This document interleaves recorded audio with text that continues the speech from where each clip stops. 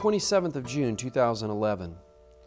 Yesterday was amazing. I've linked up with the medical team that I will be filming over the next few days. I made 2 trips yesterday to Angkor Wat, and then by 1:30 p.m. we were loaded in 5 vans and a small bus headed for An Wen. I awoke early to join a few team members to travel the 5 or 7 kilometers from our hotel in Siem Reap to Angkor Wat.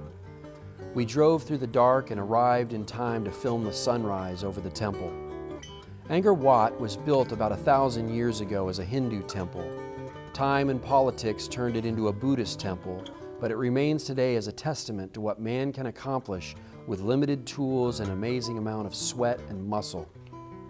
After filming the early morning beauty shots, I returned with 2 others armed with a still camera, which enabled me to move more quickly and to capture some of the details of this amazing place.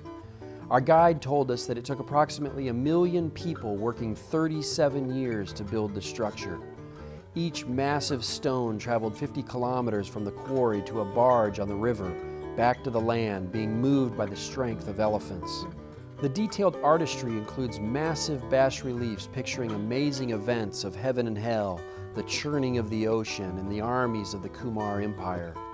Words cannot do justice to the awe that is felt standing in the shadows of this massive place. We traveled to An Wen in the afternoon and spent an hour or 2 at the David Center, an orphanage outside of town. It was there that I met Sammy, a 2-year-old boy with Down syndrome.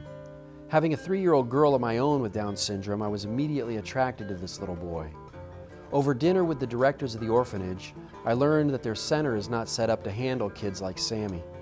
As a matter of fact, they had told Sammy's family several times that they couldn't take him.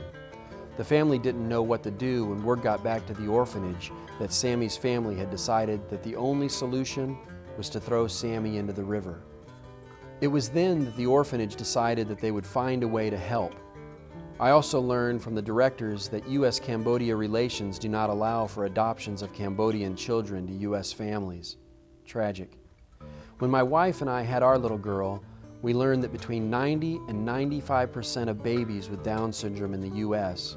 are aborted. That in itself is a genocide of its own.